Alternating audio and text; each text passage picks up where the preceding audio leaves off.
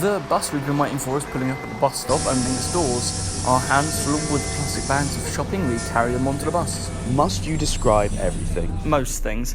You're scanning your Oyster card onto the reader and I buzz it with my sonic screwdriver. Can you please put that away in public? Oh, this isn't the thing about it apparently looking like a vibrator, is it? I literally saw the same design in Ann Summers the other day. Mrs. Thesser must be a lucky woman. Or man, whatever floats your boat.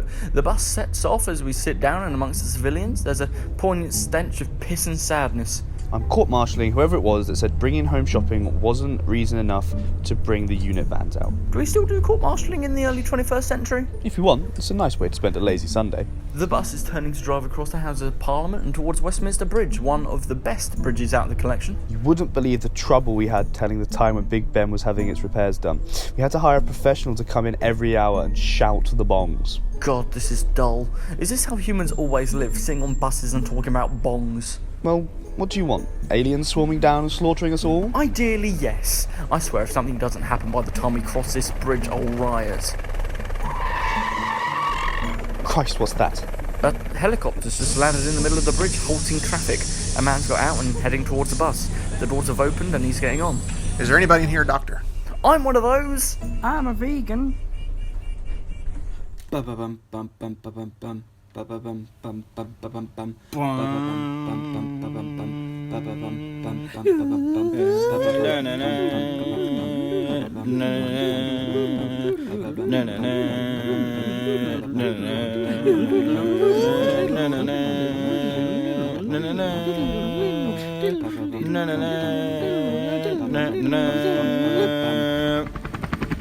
Me and Thestra have been whisked off onto a helicopter with a bunch of Americans and are now soaring through the air out of England. We've been out of England for some time now. I think we've crossed the Atlantic. Well, no developments have happened since then, Captain. Let's either describe something new or repeat myself. Sorry to have carted you off like that, gentlemen. Introductions are in order. I'm Flank Flansome, an American. I'm the big boy up at NASA. Oh, NASA, the people who try and get into space with a plastic bottle and a piece of string. And a damn fine job you do at it. The human standard of fine is lower than more civilized species' expectations. Why have you summoned us, Mr. Flanderson? I'll explain as soon as we've landed. Okay, we've landed. We've been monitoring that... Oh God, what's it called? You know, the big thing in the sky. It's like the dark sun. The moon? That's the one. Always slips my mind. Anyway, we've been observing this moon thing for a good few years and noticed no such change in all that time until last night. We're not sure what it is, but the readings have been going wacky as heck. We need someone to go up and check it out. I'm pretty sure America has astronauts for themselves. Oh yeah, the chumps at the space station who go about solving Rubik's Cubes and watching Star Wars? No. We need someone with experience.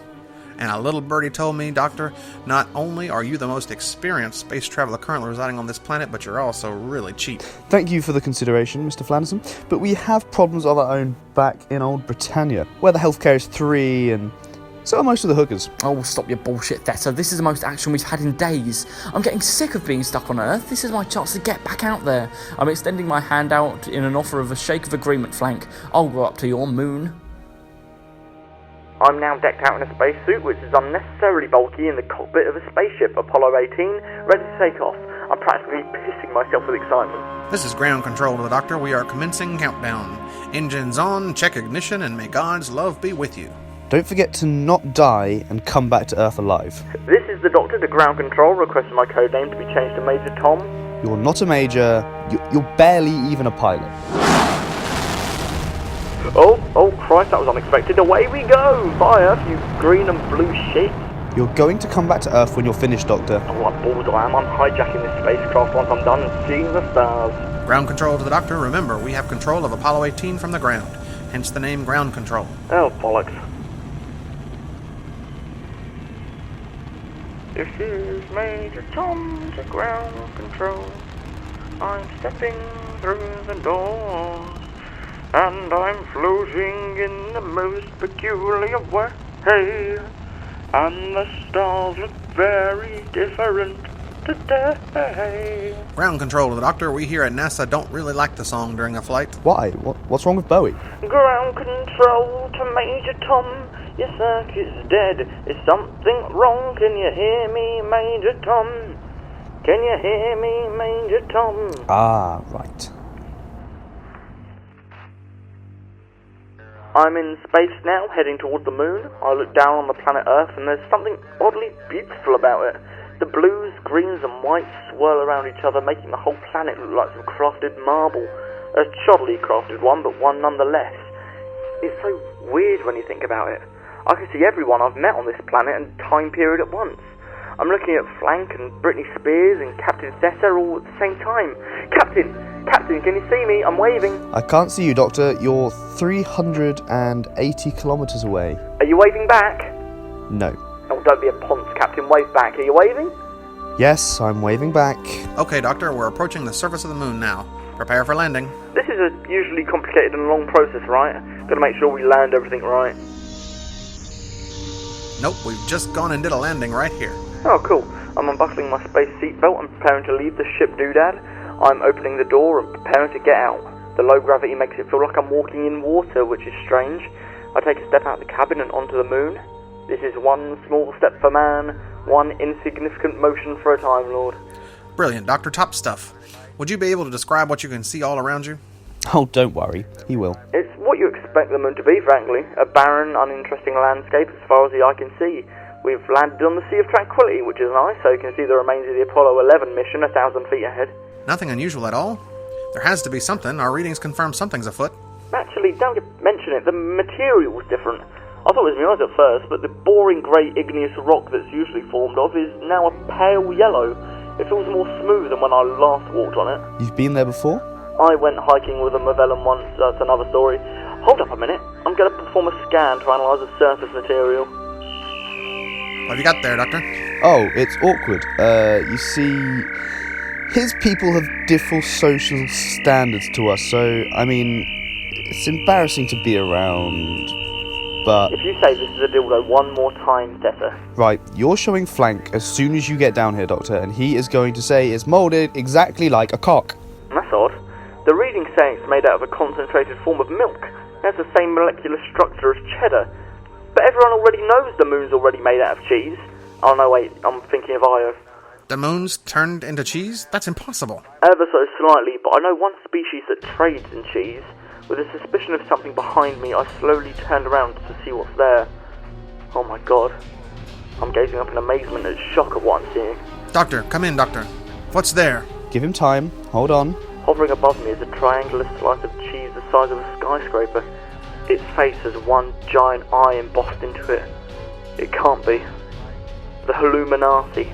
Surrender your defenses, small boys, and prepare to say goodbye to your planet. Who the fuck are the Hallouminati? A species of cheese-based beings who thrive in a totalitarian capitalistic galactic government from the southern regions of the Palmer's Andromeda galaxy. What are you doing here? Leave these people in peace. Our world order is crumbling from a financial crisis. We need more money, and I'm traversing the universe to transform planets into cheese. This moon alone is worth 1 million Cheez-Its. Once I transform its mother planet into cheese, I will be the richest member of our society. The Hallouminati will be under my control. Oh no, not his mother planet, that's why I'm asleep now. What are we going to do? I say we blow 100 billion nukes up this cheesy boy's ass. Or not, Theta, whatever you do, don't let him do that. Did you say feta? This title is a cheese-based pun. Its owner will be granted immortality Oh, cool. as a sentient block of cheese. Less cool. But first, this planet will be cheesified, commencing cheesification. Wait, Hallouminati, hear me out for a second. Dear God, Doctor, what in the holy name of the United States of America are you doing? A paradox, Flank. Not a bad time one, a weird thinking one. There's one glaring flaw of the Hallouminati that makes no sense. Is everything to do with them? Don't be xenophobic, Captain. No, I'm turning to address the Hallouminati. I seek an audience with the Hallouminati under peaceful contract according to Convention 15 of the Shadow Proclamation. Do I speak to the Hallouminati? No, fuck off. Listen, one question, that's all I have. You, the Hallouminati, use cheese as a currency, right? Obviously. Okay, so think about this. Is your flesh made out of currency, or is your currency made out of flesh? What? No. No. The paradox. It makes no sense. Our cheese-based society is a horrific amalgamation using our own skin for trade. I see the truth now. I am woke. The Hallouminati has exploded due to its mind being blown. I'd warn your people of falling chunks of cheddar the size of Aston Martins, guys. That's the threat dealt with. Thank Christ. Thank God. And God bless the United States of America. What a set-up and convenient way for them to be defeated, though. Don't complain, Captain. At least you're not a block of cheese now. Okay, Doc, pop back into the Apollo craft and we'll see you back home. Sure thing. Just hold up. I'm turning to look at the clear view of the stars. Standing on this piece of land that isn't Earth, the vastness of it, the countless galaxies there are out there. I'll come back for you one day, universe. One day. Stop talking shit and get in.